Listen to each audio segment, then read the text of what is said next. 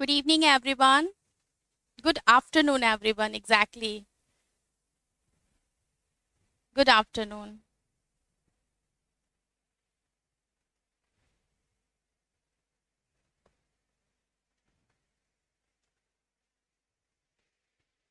Good afternoon, Reena.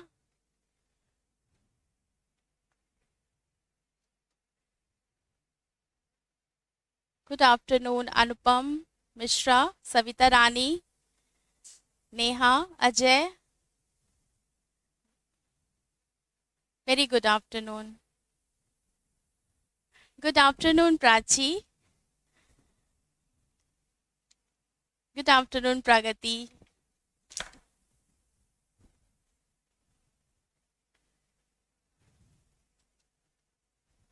Good afternoon Simi. आज का हमारा टॉपिक है यूजीसी में जो यूनिट 1 है एजुकेशनल फिलॉसफी। उसमें नए पश्चिमी दार्शनिक जुड़े हैं आपके उसमें, जैसे उसमें पाउलो फ्रायरे हैं, आपके मैली वॉलस्टोन्सक्राफ्ट हैं और आपकी नील नोडिंग्स हैं। जो पश्चिमी दार्शनिक जुड़े हैं उनमें से हम आज एक दार्शनिक लेकर के आए हैं, मैरी वॉलस्टोन्सक्राफ्ट। मैरी वॉलस्टोन्सक्राफ्ट एक टॉपिक के रूप में चुनने का एक उद्देश्य ये भी था कि पहली बात इनसे क्वेश्चन 2019 और 20 में आया है, क्योंकि नया टॉपिक है, नए टॉपिक से क्वेश्चन आ ही रहे हैं, ये बात तो आप जानते ही हैं। और दूसरी चीज़, मुझे व्यक्तिगत तौर पे बड़ी खुशी है कि सच में इनको हमारे सिलेबस में स्थान मिला है। दो लोग, good evening, good afternoon Sumit, Ranu. दो ऐसी महिला, मैं कहती ना, महिला बुद्धिजीवी या महिला दार्शनिक या महिला सामाजिक कार्यकर्ता या महिला शैक्षिक कार्यकर्ता, व्यक्तिगत तौर पे अगर मुझे किसी दो व्यक्तियों का नाम लेना हो इसमें, तो मैं पहली पश्चिम में नाम इनका लूंगी, मैरी वॉलस्टोन्सक्राफ्ट का, और भारत में मैं नाम लूंगी सावित्री बाई फुले जी का। मुझे लगता है कि ये हम सब का बड़ा सौभाग्य है।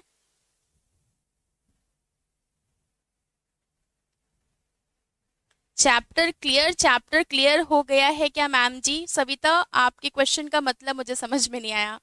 तो मैं कह रही थी कि मुझे लगता है ये हम सभी मनुष्यों का सौभाग्य है कि दो तीन तरह के लोग एक्चुअल में हमारे समाज में पैदा होते हैं, और वो हमें वो दिशा, वो डायरेक्शन, वो विजन, वो परसेप्शन, वो वे ऑफ थिंकिंग देते हैं जो शायद हमारे अनकॉन्शियस माइंड में तो शायद कहीं ना कहीं रहता है, पर कॉन्शियसली हम उसको इतना सोचते नहीं हैं। और मगर मान लीजिए सोच लेते हैं तो हम इतना अभिव्यक्त नहीं करते, और मान लीजिए अभिव्यक्त कर देते हैं तो इतना स्थापित या निरूपित करने के लिए हम इतना दिमाग नहीं लगाते, जागरूकता नहीं है।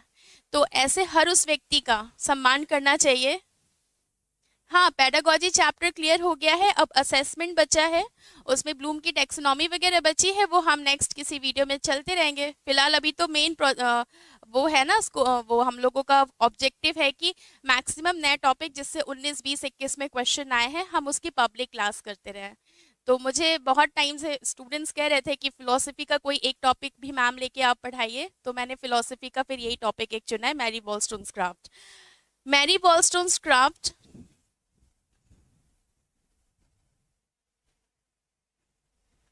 जी, सीएससी पॉइंट जी, हम चैप्टर वाइज पढ़ाते हैं, हम टॉपिक वाइज पढ़ाते हैं, और एप्लीकेशन में हम chapter wise, unit wise systematic चलते हैं। पब्लिक क्लास इंपॉर्टेंट टॉपिक्स की होती है। चलिए तो come to the point, Mary Wollstonecraft. Mary Wollstonecraft, इनके बारे में तो ये पूरे विश्व की कहें पहली, पूरे विश्व की या यूरोप कॉन्टिनेंटल की पहली मध्यकालीन समाज में पहली ऐसी महिला दार्शनिक थी जिन्होंने पूरे विश्व का ध्यान महिलाओं के पॉइंट ऑफ व्यू से कन्वर्ट करने की कोशिश की थी। ये बहुत बुद्धिजीवी महिला थी, और ये एक्चुअल में इन्होंने हमारे समाज को, एक्चुअल में अगर हम कहें कि नारीवाद जो का कॉन्सेप्ट जो चल रहा है ना, फेमिनिज्म का कॉन्सेप्ट है, उसकी एक्चुअल में मातामह इन्हीं को कहा जाता है। अगर आज नारीवाद जैसी कोई चीज चल रही है तो उसका बेसिक श्रेय इन्हीं को जाता है। इनकी फिलॉसफी, शिक्षा में इनके कार्य, और इन्होंने कौन सी किताब लिखी है जो इनकी फेमस किताब है, और उस किताब में क्या बिंदु हैं, इसके रिगार्डिंग आपके यूजीसी में क्वेश्चन आए हैं, तो ये टॉपिक आपके लिए इम्पोर्टेंट है। तो चलते हैं आगे। मैरी वॉलस्टोन्सक्राफ्ट, इनकी सबसे पहले डेट ऑफ बर्थ ही देख लेते हैं। डेट ऑफ बर्थ इसलिए कह रहे हैं क्योंकि आपको पता होना चाहिए कि जिस समय की है उस समय में इन्होंने जो आधुनिक स्तर की बात कही थी, जो आज हम 2022 चल रहा है, हम आज भी शायद कहने में बोलने में एक बार हिचकिचाएं, या फिर अगर हम बोलते हैं तो उतने तर्कों के साथ नहीं बोलते हैं। इन्होंने ये बात उस समय कही थी जब एक्चुअल में स्त्री अस्तित्व सामाजिक दायरों में बिल्कुल शून्य था, शून्य कह सकते हैं, नगण्य था। इस वजह से इनका ईयर जानना बहुत जरूरी है। 1759 टू 1797, ये इस समय की है। और ये ब्रिटेन की है, she is from Britain. Britain में भी स्पेशली ये लंदन की थी, और ये स्पेशली 3 चीजों के लिए फेमस थी। एक, ये बहुत बड़ी फिलोसोफर थी, मतलब दार्शनिक। ये बहुत बड़ी लॉयर थी, वकील। और ये रेडिकल फेमिनिस्ट थी, रेडिकल फेमिनिस्ट, रेडिकल नारीवादी, रेडिकल नारीवादी। ये इन्हीं 3 चीजों की वजह से बहुत फेमस थी। तो इनके पहले 2 मिनट हम इनके बैकग्राउंड की स्टडी करते हैं, फिर समाज, दर्शन और शिक्षा में इनका क्या योगदान रहा है हम उस पर स्टडी करेंगे। ये ग्रेट ब्रिटेन के लंदन के बहुत ही गरीब परिवार से थी। इनके 7 भाई बहन थे, जिसमें दूसरे नंबर की संतान थी। इनके फादर पहले बहुत अच्छे पैसे वाले थे, अच्छे मिडिल क्लास फैमिली के थे, अच्छा खासा इनका लिविंग स्टैंडर्ड था। पर बाद में उनको जुए की और शराब की बहुत बुरी लत लग गई, और जितने भी पैसे वो कमाते थे वो सारे पैसे वो जुए में और इन सब में खराब कर देते थे। वो सारे मतलब पैसे उड़ा देते। Thank you Vivekananda ji. तो वो सारे पैसे इन सब चीज़ों में उड़ा देते थे। तो धीरे धीरे परिवार में गरीबी आने लग गई। तो हमेशा होता है ना, जब आदमी भ्रष्ट होता है तो परिवार हमेशा बिखर जाता है। तो जब परिवार बिखरता है तो उस बिखरते हुए परिवार को संभालने की जिम्मेदारी हमेशा उस घर की महिलाओं की होती है।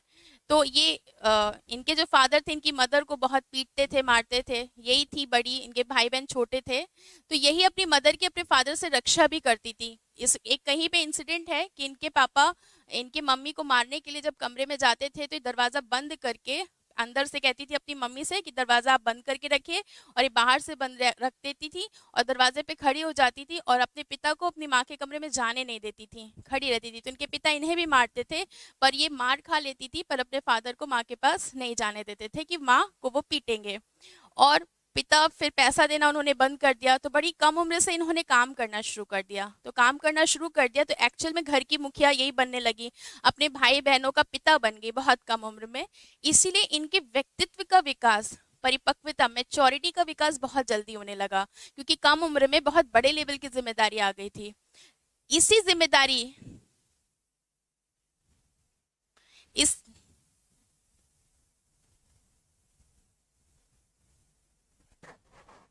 Thank you Vivekananda ji. आपको भी हम मैसेज कर देते हैं कि आप बैच कैसे ले सकते हैं। हाँ, तो मैं ये कह रही थी, तो बहुत कम उम्र में इनके ऊपर रिस्पॉन्सिबिलिटी आ गई थी चीज़ों की कि कैसे इन्हें घर परिवार चीज़ें संभालनी है। तो जब ये काम करने लगी थी तभी इन्होंने एक चीज़ ऑब्जर्व की काम करने के दौरान, कि सारा काम मेरी मदर कर रही है, लेकिन सोसाइटी फिर भी इस चीज का प्रेशर बनाता है कि घर में कोई मेल है कि नहीं, जबकि मेल की भूमिका घर को सिर्फ बेकार करने की है। उनके फादर के पर्सपेक्टिव से अगर बात करें तो इस चीज का इनके दिमाग पे बहुत गहरा असर पड़ा कि पूरा घर मैं और मेरी माँ ने संभाल के रखा है, भाई बहनों को मैं पाल रही हूँ, घर को मैं संभाल रही हूँ, नौकरी कर रही हूँ, घर का काम कर रही हूँ।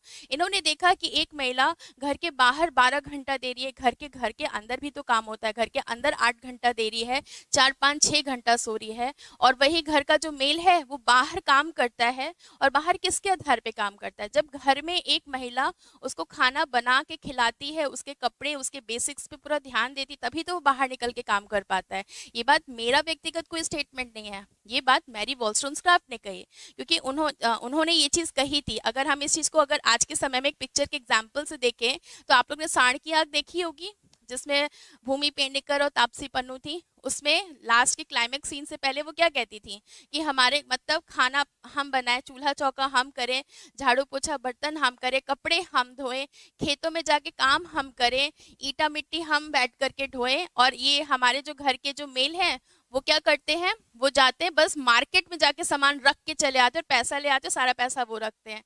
मतलब 95% या 90% काम महिला कर रही है, सिर्फ 10 या 5% काम घर का मेल कर रहा है, और समाज सारा क्रेडिट घर के मेल को दे देता है। ये चीज तो चलिए आज हम अपने भारत की बात कर रहे हैं, यही चीज मैरी वॉलस्टोनक्राफ्ट ने इस शताब्दी में महसूस की थी, क्योंकि उन्होंने अपने घर में ये चीज देखी थी। किसी तरह से उन्होंने काम करते हुए, पढ़ाई करते हुए, फिर उन्होंने एक अखबार के उसमें प्रिंट हाउस में उन्होंने जॉब की। तो जब प्रिंट हाउस में उन्होंने जॉब की,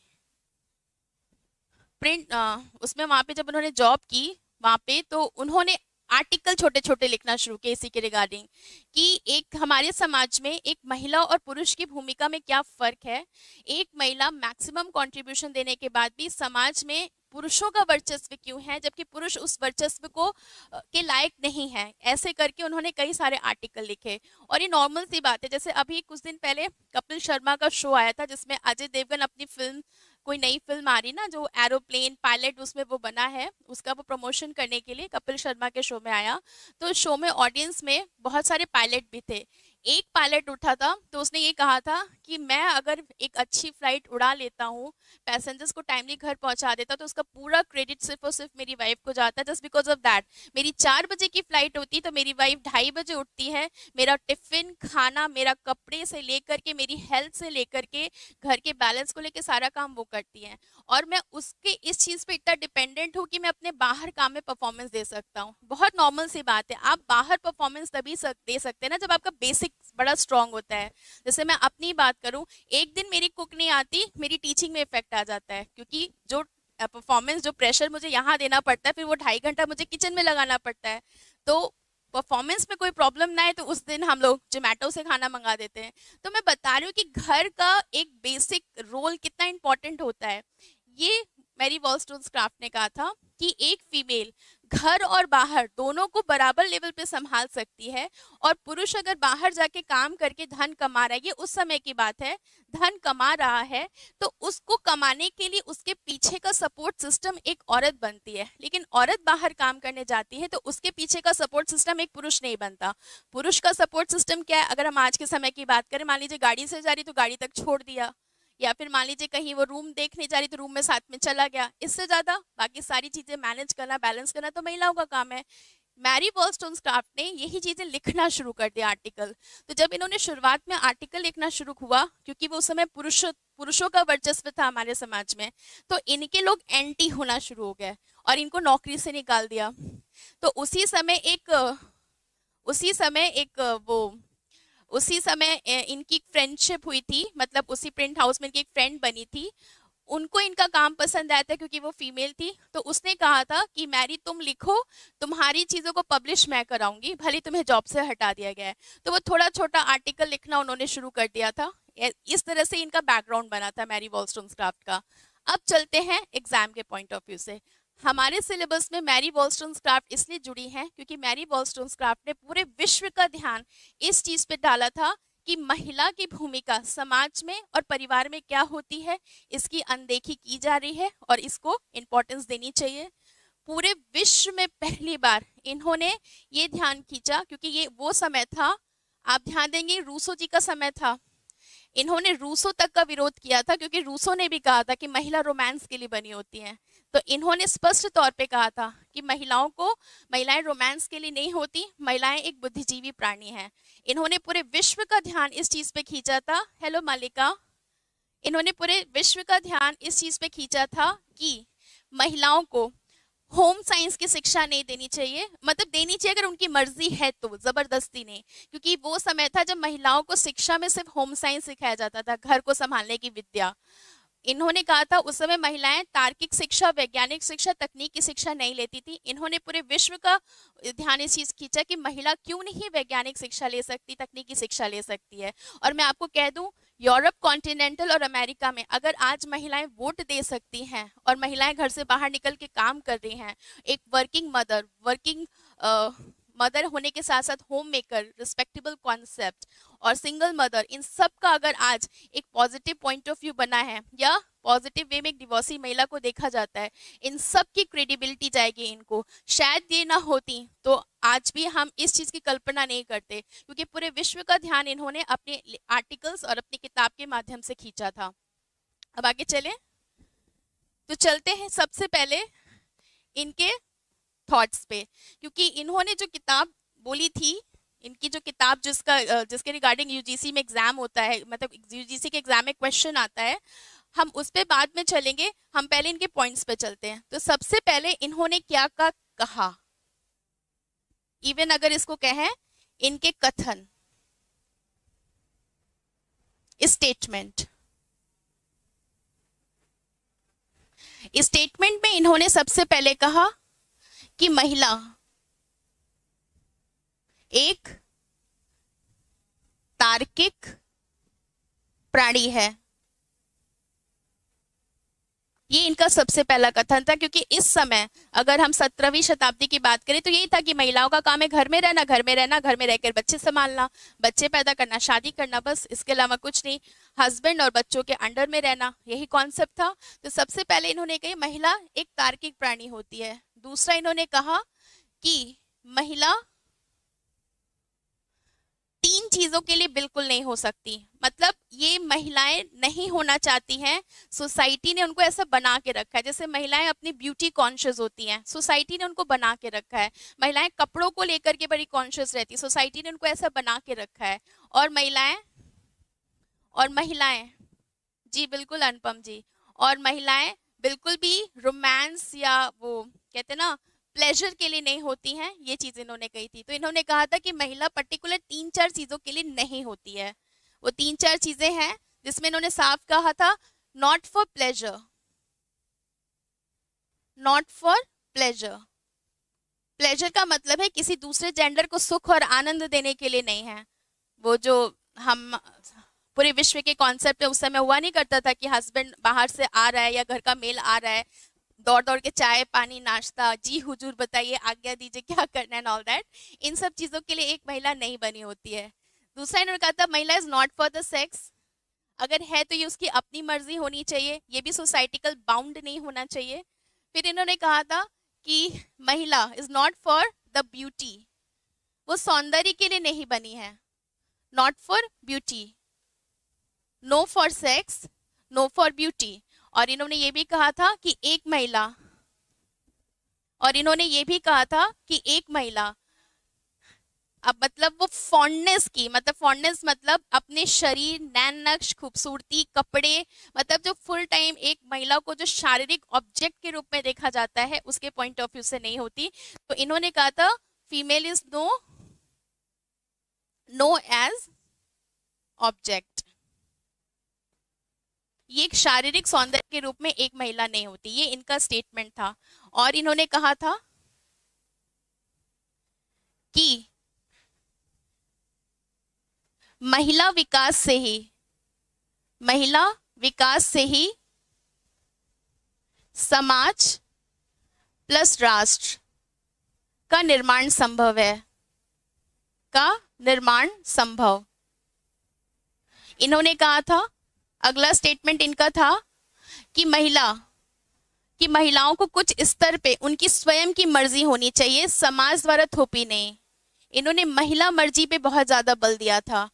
महिला मर्जी का यहाँ पे मतलब है, इन्होंने कहा था एक महिला मैरिज के लिए, शादी के लिए उसको फोर्स नहीं किया जा सकता। जैसे उस समय हमेशा होता था ना, 16-13 साल की हुई तो शादी कर देनी है, आज भी यही है, 21 साल के बाद शादी कर देनी है। और सोचिए ये हमारे समाज का दुर्भाग्य है कि जब ये 18 से 21 साल वाला हुआ था पार्लियामेंट में, तो कुछ लोगों ने इस पे भी विरोध किया था कि अगर एक महिला को हम 21 साल तक कुंवारा छोड़ देंगे तो फिर वो करेगी क्या। और इस चीज पे स्मृति ईरानी ने कितना अच्छे से बिफिटिंग रिप्लाई किया था कि मतलब आप चाहते क्या कि महिला का एक ही ऑब्जेक्ट है कि बस उसको शादी करनी है। She has so much work in the life, in our society, in her career, what about that. तो कुछ लोगों ने, स्पेशली जो रूढ़िवादी पुरुष हैं हमारे पार्लियामेंट में, उन्होंने यही कहा था कि हर महिला नौकरी करने के लायक नहीं होती, हर महिला नौकरी नहीं कर सकती, हर महिला में योग्यता नहीं होती है, तो ऐसी महिलाओं की जल्दी शादी करा देनी चाहिए।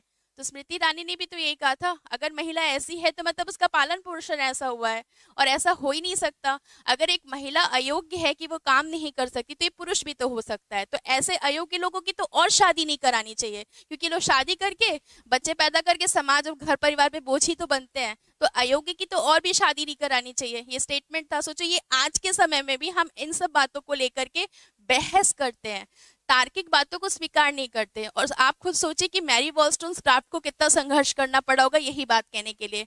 तो इन्होंने महिला मर्जी में मैरिज की बात की, तलाक की बात की। अगर आज एक डिवोर्सी महिला को भी रिस्पेक्टफुल पर्सपेक्टिव से देखा जाता है तो पूरा क्रेडिट इन्हीं को जाता है, पूरा क्रेडिट इन्हीं को जाता है। तलाक की बात की इन्होंने। तलाक के बाद इन्होंने कहा था कि एक महिला जरूरी नहीं है कि आफ्टर मैरिज विथ हिज और विथ हर हस्बैंड ही वो कोई फिजिकल रिलेशन बना सकती, वो स्वतंत्र होनी चाहिए। क्योंकि उस समय का समाज में पुरुष भी तो हमेशा स्वतंत्र हुआ करते थे अपनी फिजिकल नीड के लिए। तो एक फीमेल को भी ये फ्लेक्सिबिलिटी मिलनी चाहिए, फ्री फ्रॉम सेक्स। और इन्होंने एक और स्टेटमेंट दिया था, आप लोग फ्री फ्रॉम सेक्स को गलत पॉइंट ऑफ व्यू से मत लीजिएगा, क्योंकि यहाँ पे बेसिक मतलब ये है कि जैसे हमेशा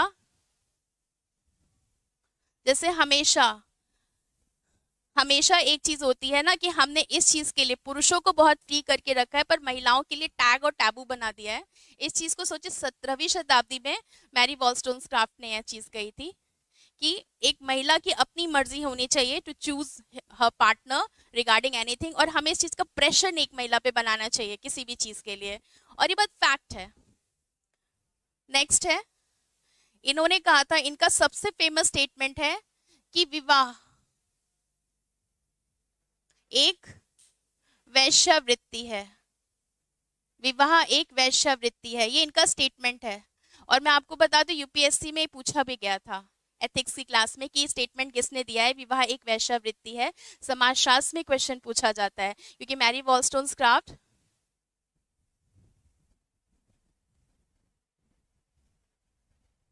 अच्छा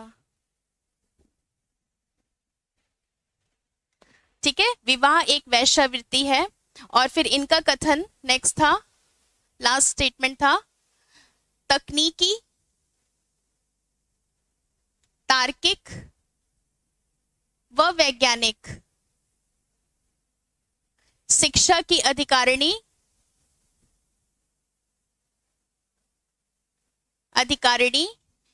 महिला भी होती है, महिला भी होती है। ये इनका कथन था। और पूरा इनका दर्शन, पूरा इनका सामाजिक योगदान और शिक्षा में पूरा कंट्रीब्यूशन इनके इन्हीं स्टेटमेंट से निकल करके बाहर आया था। और अपने इन्हीं सारे स्टेटमेंट को प्रूव करने के लिए ये अलग अलग लेवल के आर्टिकल्स लिखती थी। और आर्टिकल्स लिखने के बाद ये इन्होंने सबसे फेमस एक किताब लिखी जिसके रिगार्डिंग यूजीसी में क्वेश्चन आता है। चलिए किताब का नाम लिखते हैं, फेमस बुक। किताब का नाम है अ विंडिकेशन। मैं आपको एक बात बता दूं, किताब का नाम इंग्लिश में ही पूछता है, इसकी कोई हिंदी नहीं है। तो आप लोग, मैं इसको हिंदी में ही बता रही हूँ ना, a vindication of the right of man, rights of man. और एक इसी किताब का दूसरा वर्जन लिखा था, a vindication of rights of women. एक किताब इन्होंने पुरुषों के लिए लिखी थी, मैन, एक किताब इन्होंने लिखी थी महिलाओं के लिए। बस अंतर ये था, 1790 में इन्होंने पुरुषों के लिए लिखी थी और 1792 में इन्होंने महिलाओं के लिए लिखी थी। इस किताब का पूरा नाम है, वुमेन के बाद डबल डॉट है, ठीक है। किताब का पूरा नाम आप लोग लिखेगा,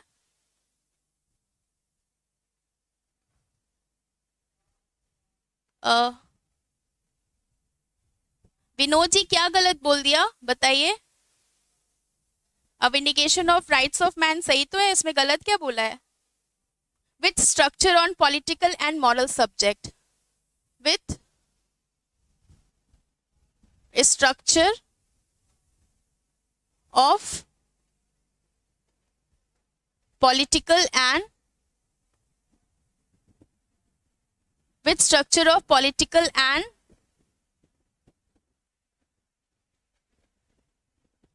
मेरा क्लास बहुत होता है, बहुत होता है का मतलब अच्छा, एंड मॉरल सब्जेक्ट। आप लोग प्लीज इस किताब का नाम लिख लीजिए। दो किताब इन्होंने लिखी थी, ध्यान रखिएगा। A vindication of rights of man, जो पुरुषों के लिए लिखी गई थी 1790। इसमें इन्होंने क्या लिखा था कि पुरुष हमारे समाज में क्या है, क्या समाज में कार्य करता है, और उस कार्य का आधार एक महिला कैसे बनती है, ये इन्होंने लिखा था।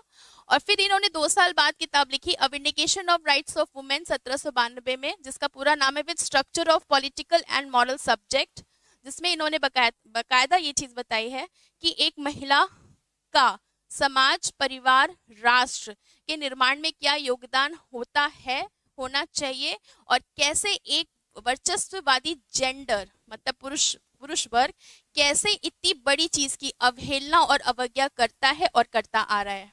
मतलब महिलाएं, अच्छा, मतलब महिला वोट नहीं दे सकती, महिला मतलब टेक्निकल नॉलेज नहीं ले सकती, महिला साइंटिफिकल नॉलेज नहीं ले सकती, महिला रैशनल एजुकेशन नहीं ले सकती, महिला जागरूक नहीं हो सकती है, महिला अपने अधिकारों के प्रति अपनी बात नहीं रख सकती है, महिला किसी भी चीज में फ्री नहीं है, हर चीज में उसको सामाजिक रूप से थोप दिया गया है। जैसे महिला एक शारीरिक सौंदर्य है, ये चीज थोपी तो गई है। मैं आपको एक बात बताती हूँ, मैं यहाँ पे क्षेत्र का नाम नहीं लूंगी। मैं एक बार ये टॉपिक पढ़ा रही थी, उस टॉपिक में पर्टिकुलर एक क्षेत्र की मैम थी, she is very senior ma'am to me. उन्होंने अपना सेक्टर बताया, मैम 3 नंबर किस ईयर में आया था बेटा? ये तीसरा नंबर नहीं है Neha ji, a vindication of rights of women, देखिए डबल डॉट है, ये किताब का पूरा नाम है with structure of political and moral subject. ठीक है, ये पूरा नाम है किताब का। हाँ, तो उन्होंने उस क्षेत्र की बात की थी, तो उन्होंने कहा था, मैं क्षेत्र का नाम नहीं बोलूंगी यहाँ पे, उन्होंने कहा था मैम हम लोग के एरिया में जितने भी मेल होते हैं मैम, महिलाओं को रियल में फिजिकल और सेक्स ऑब्जेक्ट के रूप में, मतलब या तो महिलाओं को लेकर अश्लील बातें करेंगी कि बड़ी मोटा गई हो, मतलब बहुत मटक के चल रही हो, या फिर कैसी दिखने लगी हो, बड़ी अच्छी दिखती हो, तुम्हारी आंखें वैसी हैं, मतलब या तो टॉन्ट करेंगे या तो अभद्र भाषा बोलेंगे। उन्होंने कहा था मैम इस क्षेत्र के विशेष के लोगों की स्पेशलिटी है कि वो महिलाओं पे फिजिकल कमेंट जरूर करते हैं, और जबकि सबसे बड़ा एटिकेट यही होता है, चाहे आप मेल हो चाहे फीमेल हो, कभी भी दूसरे जेंडर के फिजिकल डिस्क्रिप्शन के बारे में बात नहीं करनी चाहिए। एक व्यक्ति चाहे जितना पढ़ा लिखा हो, जहां पे भी वो ये शब्द बोल दिया किसी दूसरे जेंडर को कि आप तारीफ कर सकते हैं कि you are looking very graceful, you are looking very smart, you are looking very impressive, ये अच्छे शब्द हैं। आप ये नहीं बोल सकते कि बड़ी नशीली आंखें हैं, बड़ा मोटा होंठ है, बड़ा काला होंठ है, बहुत काले लगते हो, बहुत चिकने लगते हो, या बहुत मोटे लगते हो। इस तरह की अभद्र बातें नहीं बोलनी चाहिए। पर होता क्या है कि हम बोल देते हैं, क्योंकि फीमेल को उसी पॉइंट ऑफ व्यू से हम देखते हैं। तो ये चीज मैरी वॉलस्टोनक्राफ्ट ने 17वीं सेंचुरी में बताई थी। ये चीज उन्होंने बताई थी इस चीज को कि महिलाओं को समाज और समाज में रहने वाले एक जेंडर ने सिर्फ और सिर्फ फिजिकल ऑब्जेक्ट के रूप में एक्सेप्ट किया है, और जब भी कोई महिला इंटेलेक्चुअल लेवल पर आके बात करती है तो सीधा उसके कैरेक्टर पे उंगली उठने लगती है। मैं आपको बता दूं, मैरी वॉलस्टोनक्राफ्ट के विरोध में खुद उनके पति ने बोला था कि बहुत अश्लील महिला है, लेकिन मैरी वॉलस्टोनक्राफ्ट की बड़ी बेटी थी, गॉडविन नाम था, वो भी बहुत प्रसिद्ध लेखिका बनी थी, उसके प्रयास की वजह से आज ये किताब हमारे सामने है। और पता है उनकी मृत्यु के बाद ये किताब छपी थी, और इस किताब को नारीवाद, अमेरिका की एक बहुत बड़ी नारी फेमिनिस्ट थी जिनका नाम मैं अभी आपको बताऊंगी, उन्होंने इनके काम को पढ़ा देखा और उनकी वजह से ये फेमस हुई थी, मतलब अपनी बेटी की वजह से फेमस हुई थी। इनके आसपास जितने भी मेल थे सबने इनको, इवन एक व्यक्ति है जॉन मिल्टन, आप लोग ने नाम सुना होगा, जॉन मिल्टन ने, आई थिंक मैं नाम शायद गलत ले रही हूँ, जॉन मिल्टन ही थे क्या कि कोई थे, उन्होंने इनको एक शब्द इनके लिए यूज किया था, पेटीकोट में हसीना। इनके लिए बहुत अश्लील शब्दों का इस्तेमाल हुआ था, क्यों? क्योंकि ये हमेशा बुद्धिजीविक और बौद्धिक बातें करती थी, और इन्होंने हर चीज का विरोध किया था यही कह के कि महिला एक फिजिकल ऑब्जेक्ट नहीं है, महिला वो ऑब्जेक्ट है जो इस समाज के निर्माण का आधार है, इसलिए उसको शिक्षा देनी चाहिए, इसलिए हमारे सिलेबस में इनको योगदान मिला है। तो चलते हैं इस किताब की तरफ। अब हम चल रहे हैं कि इस किताब में उन्होंने क्या क्या लिखा है, क्योंकि यूजीसी में क्वेश्चन यही आ रहा है कि मैरी वॉलस्टोन्सक्राफ्ट की किताब में के कौन कौन से बिंदु निम्नलिखित में से हैं या नहीं हैं। तो चलते हैं। पहला पॉइंट, सबसे बात इन्होंने की है सामाजिक न्याय की। ये पॉइंट इंपॉर्टेंट है, इसी से क्वेश्चन आता है। सामाजिक न्याय, सोशल जस्टिस, एक महिला को सोशल जस्टिस मिलनी चाहिए। ठीक है, ये इनके किताब का पहला पॉइंट था। दूसरा पॉइंट है महिला समानता। महिला समानता, इक्वालिटी। तीसरा पॉइंट है महिला स्वतंत्रता, इंडिपेंडेंस। चौथा पॉइंट है, ये तीन इनके महत्वपूर्ण पॉइंट हैं। एक्चुअल में पूरी किताब इन्हीं तीन पर आधारित है, पर और भी पॉइंट्स हैं इनके किताब के।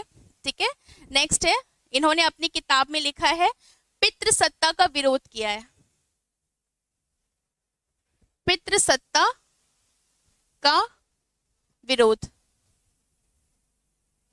पितृसत्ता के विरोध के बाद इन्होंने अपनी किताब में, विनोद जी सारे विचार मैरी वॉलस्टोन्सक्राफ्ट के हैं, मेरा व्यक्तिगत तौर पे कोई विचार नहीं है। इसीलिए मैंने क्लास के शुरुआत में कहा था कि मैं मैरी वॉलस्टोन्सक्राफ्ट के विचार बता रही हूँ, मेरा कोई व्यक्तिगत विचार नहीं है।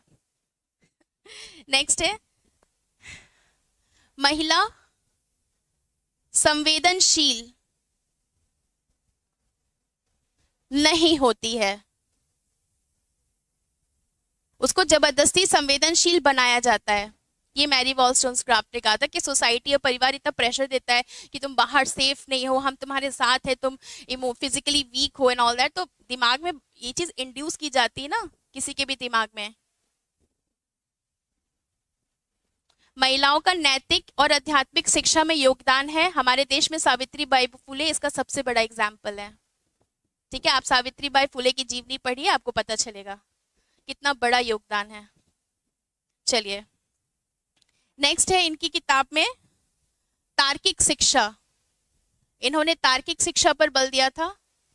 तार्किक शिक्षा महिला हेतु महत्वपूर्ण। इन्होंने कहा था महिलाओं को बौद्धिक और तार्किक जरूर होना चाहिए, क्योंकि हम किसी दूसरे जेंडर को इसी वजह से हरा सकते हैं।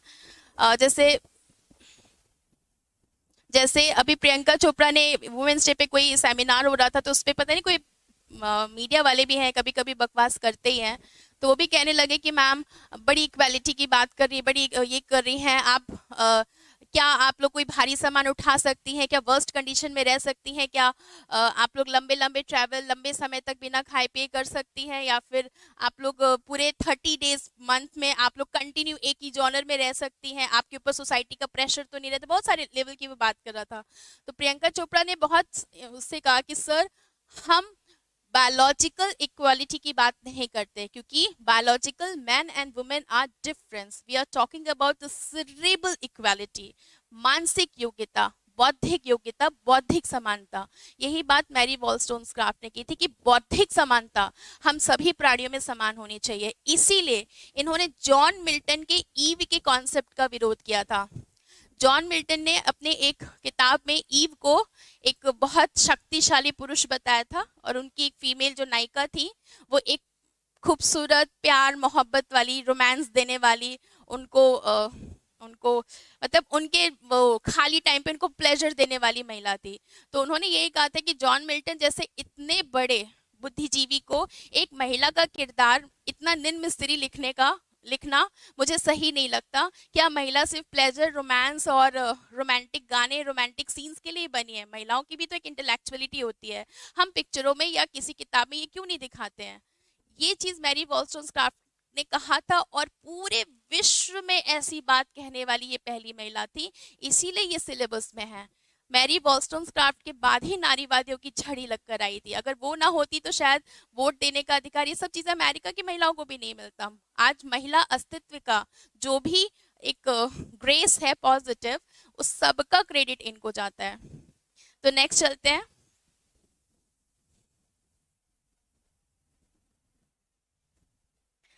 मीरा जी, मैं इंग्लिश में बोलती हूँ एक्चुअली। मैं कुछ टर्म्स इंग्लिश में इसलिए लिख देती हूँ क्योंकि यूजीसी के कुछ टर्म्स ऐसे होते हैं जो इंग्लिश में आते हैं, तो इसलिए मैं लिख देती हूँ। बाकी आपने कहा है, मैं इस चीज़ का बहुत ध्यान दूंगी। फिर लास्ट है, स्त्री पुरुष समान होते हैं। स्त्री पुरुष समानता। आप लोग ये सारे पॉइंट, मैं हट जा रही हूँ, स्क्रीनशॉट ले लीजिए, क्योंकि ये vindication of rights of women की किताब के पॉइंट्स हैं और यही पूछेगा आपके यूजीसी के एग्जाम में कि मैरी वॉलस्टोनक्राफ्ट की प्रसिद्ध पुस्तक के निम्नलिखित में से कौन से बिंदु हैं, कौन से नहीं हैं।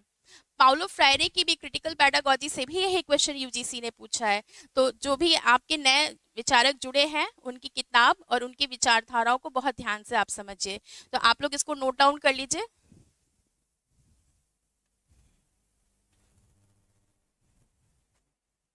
चलिए, तो अब नेक्स्ट चलते हैं।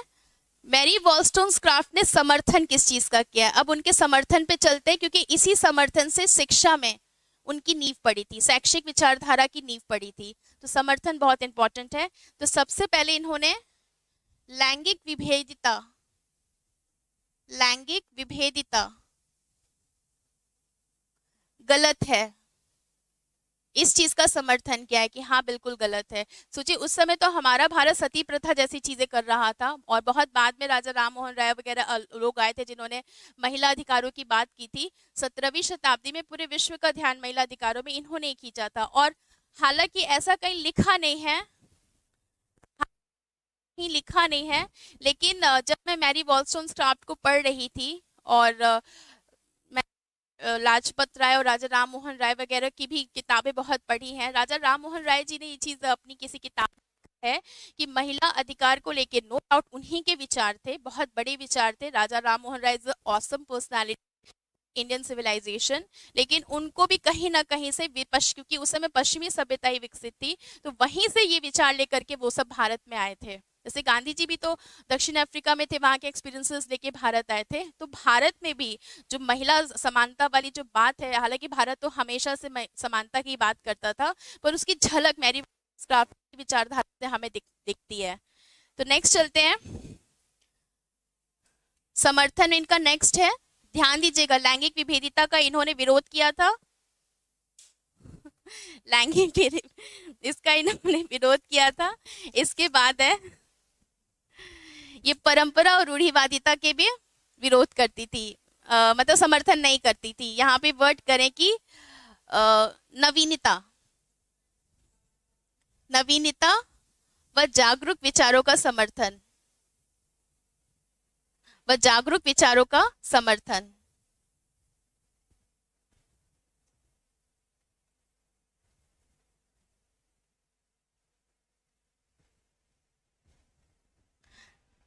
इनके समर्थन में अगली चीज आती है, इनके समर्थन में अगली चीज आती है, इन्होंने होम साइंस, होम साइंस विषय का तीखा विरोध किया था। तीखा विरोध करते हुए, तीखा विरोध करते हुए वैज्ञानिक व तकनीकी शिक्षा, वैज्ञानिक व तकनीकी शिक्षा का समर्थन किया था। ये ध्यान रखिएगा कि मैरी वॉलस्टोनक्राफ्ट ने कौन से विषय का तीखा, उन्होंने कहा था महिलाओं को होम साइंस मर्जी है तो पढ़ें, लेकिन जबरदस्ती उनपे ये विषय थोपा ना जाए, ये विषय उनपे थोपा ना जाए। तो चलिए फिर नेक्स्ट है, इन्होंने किस चीज का समर्थन किया था?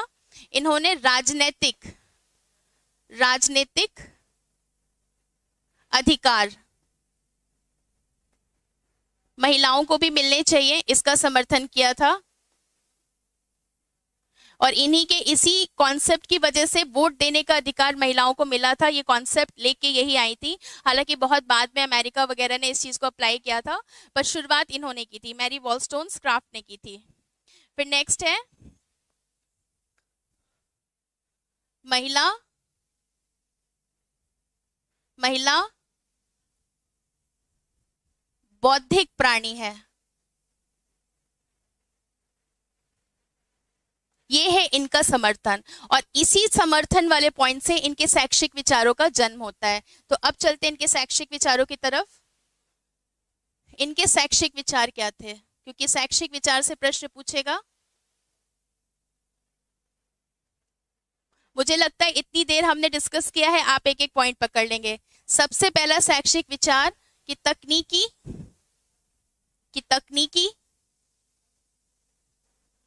वैज्ञानिक शिक्षा महिलाओं को भी मिलनी चाहिए। संवैधानिक ज्ञान महिलाओं के पास होना चाहिए, संवैधानिक अधिकार होना चाहिए। शैक्षिक विचारधारा में मैरी वॉलस्टोनक्राफ्ट का यह भी आता है कि एक महिला अगर वो पूरे जीवन विवाह नहीं करना चाहती या एक से ज्यादा कई लोगों से विवाह करना चाहती है डिवोर्स के बाद, तो ये चीज को बहुत सकारात्मक रूप से देखना चाहिए। और इस चीज को हम समाज में तभी स्थापित कर सकते हैं जब हम शिक्षा के माध्यम से इस चीज को सिखाएं, बताएं। जैसे सोशल मीडिया पे ये बात हमेशा आजकल अच्छे अच्छे वीडियोस बन रहे हैं जिसमें हमेशा ये होता है, जैसे मान लीजिए फीमेल्स की कोई इशू है या प्रॉब्लम है, तो हमेशा कोई ना कोई आता है ना कि हमें ये चीज स्कूल में नहीं सिखाया गया, हमें ये चीज हमारे मम्मी पापा ने नहीं सिखाई, तो हमें ये चीज सिखानी चाहिए। तो जो भी मेंटल कॉन्सेप्ट है फीमेल एक जेंडर को लेकर के, ये तभी हेल्दी और सकारात्मक हो सकता है जब हम शिक्षा के माध्यम से इस चीज को यूज करें। आप एक बात सोचिए कि बचपन में, जैसे मैंने तो पढ़ा है, यही आप लोग ने भी पढ़ा ही होगा, बचपन में स्कूल की जो किताबें थी क्लास 1 में, हिंदी की स्टोरी में, रामू खेत में काम कर रहा है, सरला घर में खाना बना रही है। हमने बचपन से तो जेंडर बायस्ड सिखा दिया ना, रामू खेत में काम कर रहा है और उसकी बहन सरला घर में खाना बना रही है।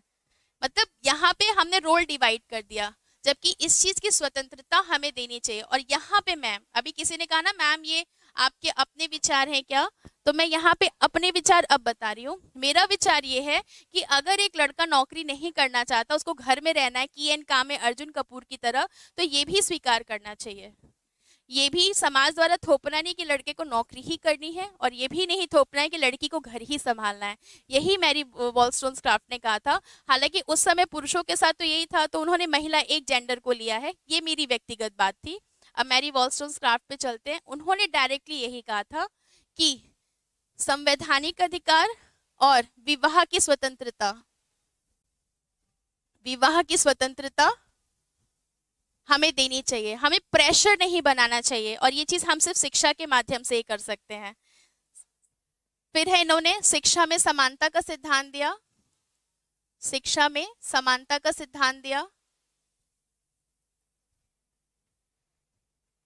इन्होंने रूसो के रोमांस वाले कॉन्सेप्ट की अवहेलना की थी, और इन्होंने कहा था कि जितने भी दार्शनिक हैं, बुद्धिजीवी हैं, ये कोई भी किताब, आर्टिकल या कुछ भी लिखें, उसमें महिलाओं को एक सेक्स ऑब्जेक्ट या फिजिकल ऑब्जेक्ट के रूप में ना दिखा के उन्हें बुद्धिजीवी प्राणी के रूप में दिखाएं। जब महिलाओं को बुद्धिजीवी प्राणी के रूप में दिखाया जाने लगेगा, तो एक समय बाद खुद ही लोगों की सोच उनके प्रति बदल जाएगी। सोचो, ये बात 17वीं सेंचुरी में मैरी वॉलस्टोनक्राफ्ट ने कही थी। और अभी ये बात देखिए, अभी जब ये सत्यमेव जयते प्रोग्राम आता था आमिर खान का, तो उसमें एक कोई एपिसोड था जिसमें कंगना रनौत, दीपिका पादुकोण और परिणीति चोपड़ा को उसने बुलाया था। तो उसमें कंगना रनौत ने कहा था कि मुझे बॉलीवुड की आइटम नंबर का कॉन्सेप्ट आज तक समझ में नहीं आया, क्यों आइटम नंबर करने की जरूरत है? मतलब एक फीमेल को क्या इसी तरह से आप प्रोजेक्ट कर सकते हैं? मनोरंजन का यही एक तरीका है या कोई दूसरा तरीका नहीं है? तो हमने एज अ सोसाइटी हमने ऑब्जेक्ट बनाया है और महिलाओं ने उस ऑब्जेक्ट को एक्सेप्ट कर लिया है। तो जैसे कंगना ने कहा ना, इसीलिए मैं कभी आइटम नंबर नहीं करती क्योंकि मुझे चीज सही नहीं लगती है। तो यही मैरी वॉलस्टोनक्राफ्ट ने कहा था कि शिक्षा के माध्यम से पुरुषों को जगाने के साथ साथ हम महिलाओं को भी जगा सकते। जो महिलाएं अपने कपड़े, मेकअप, अपने बॉडी को चमकाने में ही लगी रहती हैं, उससे ज्यादा इट वुड बी बेटर कि वो इस चीज को चमकाएं, अपनी बौद्धिकता, अपनी इंटेलेक्चुअलिटी, अपनी जागरूकता, अपना ग्रेस, अपना तेज, इस चीज को जगाएं और सामने वाले को उससे इम्प्रेस करें, ना कि किसी फिजिकल मतलब फिजिकल पार्ट से, ना फिजिकल पॉइंट ऑफ व्यू से। ये चीज इन्होंने कही थी। तो नेक्स्ट चलते हैं, शिक्षा में समानता के अधिकार के बाद फिर इन्होंने क्या कहा था? इन्होंने कहा था शिक्षा द्वारा ही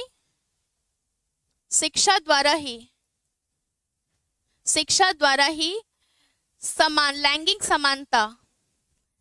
समानता का विचार स्थापित करना। लैंगिक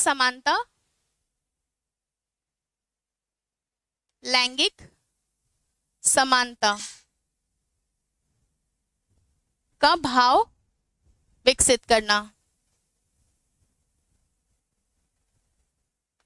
मैं आपको शैक्षिक विचार में इस चीज की बात, फिर मैं यहाँ आपको अपनी बात बता रही, क्योंकि यहाँ पे किसी ने मुझे कमेंट किया था मैम ये सब क्या आपके विचार हैं, तो मैं अब फिर अपना एक विचार बताती हूँ। मैं एक बार ऐसे ही फीमेल राइट्स के रिगार्डिंग पढ़ा रही थी, टॉपिक पढ़ा रही थी, और दो बड़े इंटेलेक्चुअल स्टूडेंट्स को पढ़ा रही थी। मतलब क्लास में सब बच्चे थे, दो लोग इंटेलेक्चुअल थे। कहते हैं ना क्लास में टीचर को पता होता है तो दो बच्चों को क्रेडिट देता है कि हाँ ये बुद्धिजीवी है।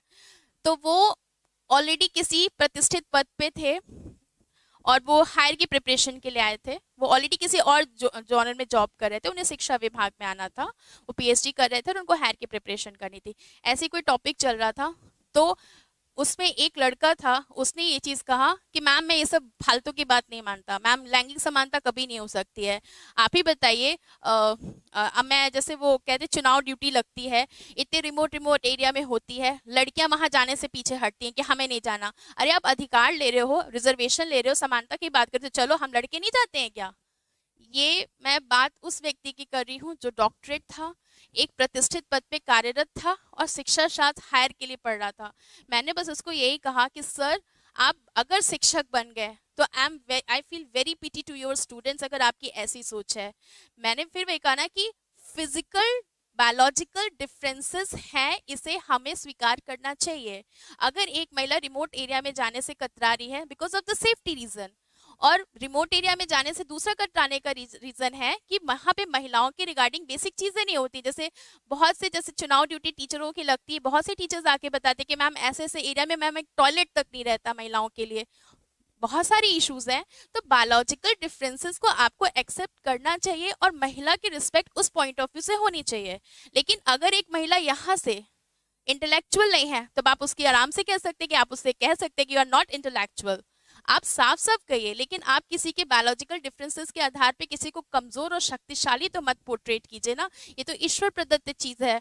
तो यहाँ पे है लोग पढ़े लिखे लोग भी इस स्तर की निम्न स्तरीय बात और विचार रखते हैं, तो हमें शिक्षा के माध्यम से इस चीज को बदलना चाहिए। इसीलिए मैरी वॉलस्टोनक्राफ्ट ने कहा था कि लैंगिक समानता का भाव और विचार हम सिर्फ शिक्षा के द्वारा ही ला सकते हैं। क्लियर है? चलिए लास्ट चलते हैं। इन्होंने प्री नेशनल स्कूल का कॉन्सेप्ट दिया था। ये क्वेश्चन आ सकता है आपके एग्जाम में। प्री नेशनल स्कूल का कॉन्सेप्ट दिया था जिसके अंतर्गत इन्होंने कुछ विचार बताए थे कि एक ऐसा स्कूल राष्ट्रीय स्तर पे बनना चाहिए जो मुख्य कुछ महत्वपूर्ण बिंदुओं के आधार पे शिक्षा प्रदान करे, जिसमें सबसे पहला है रिपब्लिक इक्वालिटी। आपका नेट क्लियर है? Very nice, very nice Lakshmi. तो सबसे पहला है रिपब्लिक इक्वालिटी। रिपब्लिक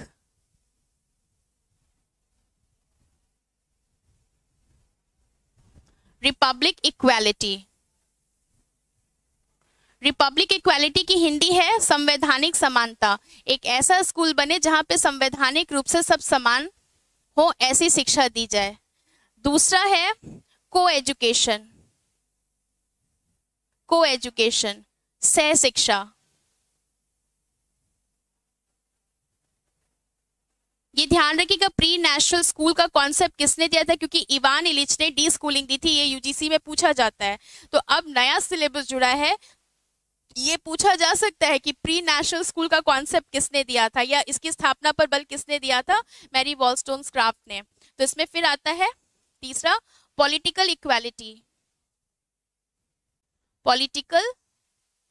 इक्वालिटी, मतलब राजनैतिक समानता।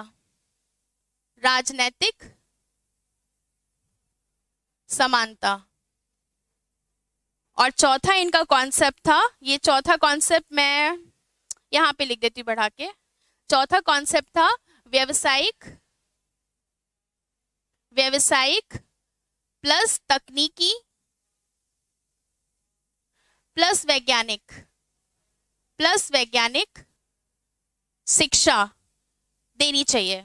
मतलब हमें क्या करना चाहिए?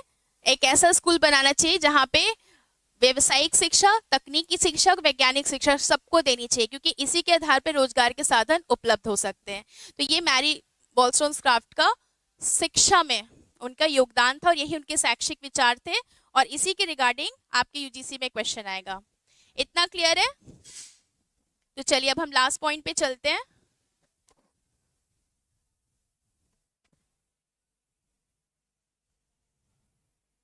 ठीक है, तो अब हम चलते हैं। जैसे मैंने आपको एक बात बताई थी ना कि इनको किसी ने इनके संदर्भ में एक नेगेटिव बात कही थी कि ये पेटीकोट में हसीना है, ऑल दैट। ये बात कहने वाले थे ब्रिटिश दार्शनिक थे, ब्रिटिश फिलोसोफर थे, उनका नाम था हास्ट वॉलपॉल। और इनकी इस चीज की निंदा जितनी भी नारीवादियां हैं उन्होंने की थी। तो अब चलते हैं लास्ट में, सम्मान। मैरी वॉलस्टोनक्राफ्ट को किस चीज की वजह से सम्मान मिला है? सम्मान। सम्मान की बात हम यहाँ पे इसलिए कर रहे हैं क्योंकि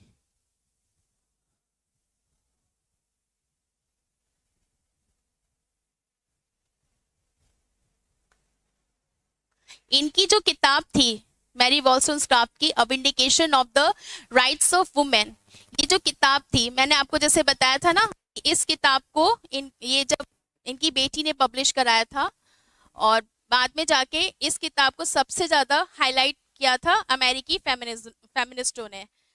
इस किताब को महिलावाद का बाइबल कहते हैं, बाइबल ऑफ फेमिनिज्म। मतलब जैसे हमारे यहाँ गीता पवित्र ग्रंथ है, क्रिश्चियंस में बाइबल है, तो इसको कहते हैं ना नारीवाद का गीता। अगर हम भारतीय ट्रांसलेशन चले तो नारीवाद का गीता इनकी किताब है, तो वेस्टर्न में क्या है? Bible of feminism. तो यूजीसी में क्वेश्चन ये भी आ सकता है कि महिला नारीवाद के संदर्भ में बाइबल कौन सी किताब मानी जाती है? तो अब vindication of rights of women, इस चीज का ध्यान रखिएगा। अब स्टोरी पर आते हैं।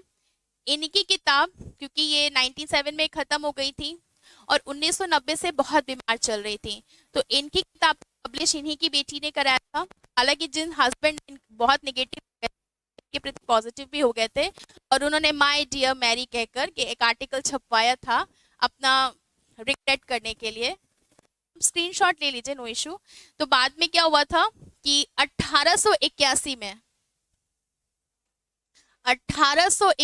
में जब अमेरिका में पहली नारीवाद की लहर आई, मतलब जब अमेरिका में पहली बार नारीवाद की लहर आई,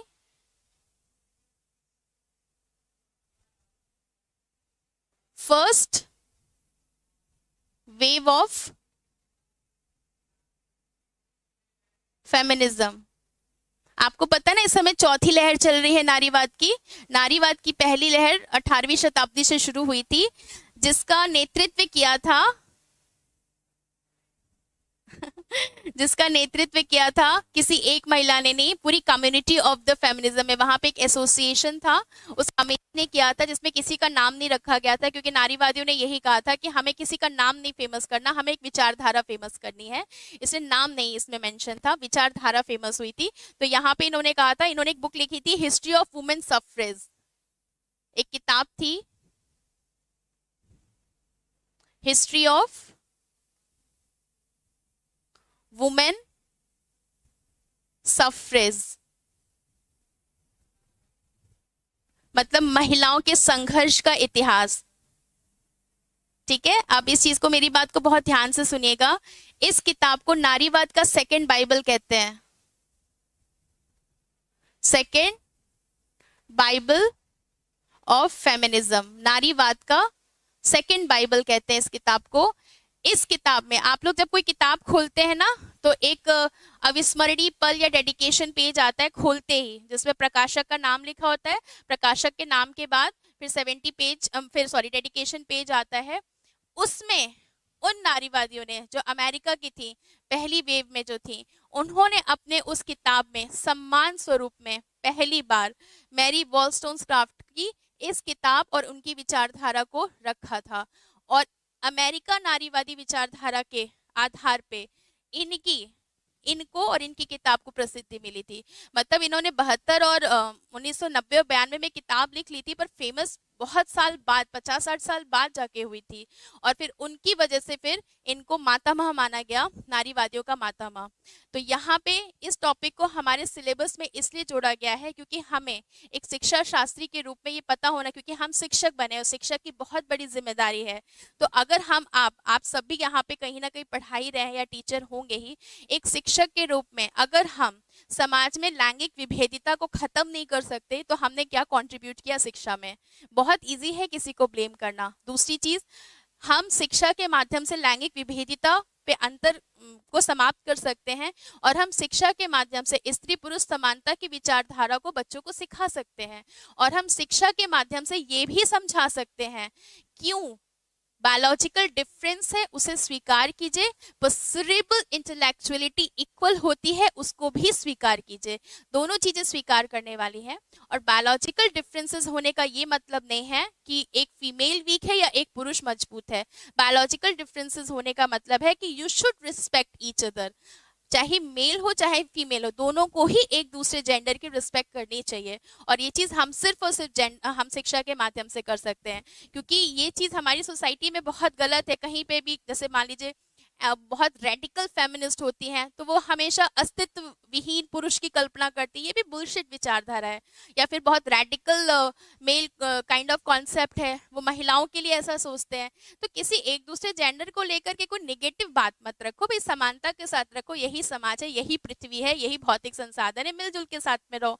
तो शिक्षा के माध्यम से हम बहुत बड़ी विचारधारा बच्चों में स्थापित कर सकते हैं, और इस विचारधारा को देने का श्रेय मैरी वॉलस्टोन्सक्राफ्ट को जाता है और उनकी सबसे प्रसिद्ध किताब को जाता है। इसलिए मैरी वॉलस्टोन्सक्राफ्ट की किताब का नाम, उनकी किताब में उन्होंने क्या मेंशन किया है वो, और उनका क्या योगदान रहा है, इसी दो पॉइंट ऑफ व्यू से आपके यूजीसी में प्रश्न आएगा। अब मेरी बात ध्यान से सुनिएगा, अब मेरी बात ध्यान से सुनिएगा। जो काम मैरी वॉलस्टोन्सक्राफ्ट ने 17वीं सेंचुरी में ब्रिटेन में, यूरोप में किया था, वही काम को हमारे देश में सावित्रीबाई फुले जी ने भी किया था। तो ये भी हमारे कि भारत में ये काम किसने किया, पूरे विश्व का ध्यान केंद्रित किया मैरी वॉलस्टोन्सक्राफ्ट ने, और भारत में सबका ध्यान खींचा सावित्रीबाई फुले जी ने। तो आपको कॉन्सेप्ट क्लियर है? तो हम लोग चलते क्वेश्चन पे, फिर क्लास वाइंड अप करते हैं। तो आइए देखिए कैसे क्वेश्चन आते हैं यूजीसी में। चलिए इस क्वेश्चन का आंसर दीजिए। A vindication of rights of women पुस्तक निम्नलिखित में से किस विचारधारा का समर्थन करती है? The book a vindication of rights of women supports which of the following ideology? पितृसत्ता का विरोध, महिला संवेदनशीलता पर बल, लैंगिक विभेदीकरण का समर्थन, महिला स्वतंत्रता पर बल। तो चलिए इसका आंसर दीजिए।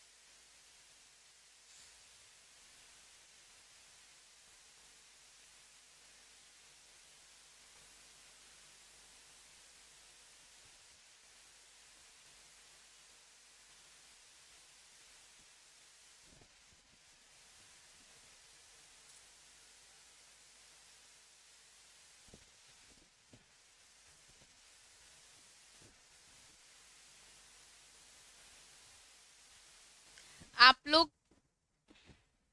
गलत आंसर कर रहे हो भाई, सबके सब। मेरा 1 घंटा पढ़ाना व्यर्थ। ये अनुपम मिश्रा, इन्होंने सही आंसर दिया। A vindication of rights of women दो चीजों पर बल दी है, पितृसत्ता का विरोध, महिला स्वतंत्रता पर बल। लैंगिक विभेदीकरण का इन्होंने विरोध किया है कि लैंगिक समानता होनी चाहिए, और महिला संवेदनशीलता पर बल नहीं दिया, महिला संवेदनशील नहीं होती है। तो ए और डी, तो इसका आंसर डी हुआ। चलिए नेक्स्ट क्वेश्चन। निम्नलिखित में से कौन सी शैक्षिक विचारधारा मैरी वॉलस्टोनक्राफ्ट की नहीं मानी जाएगी? नहीं मानी जाएगी।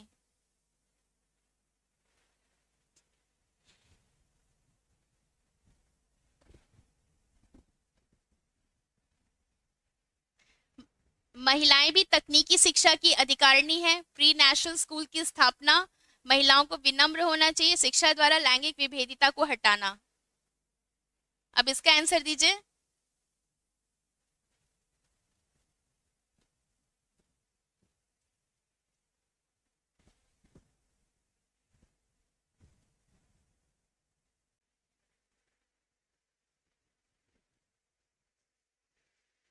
आप लोगों से पहले तो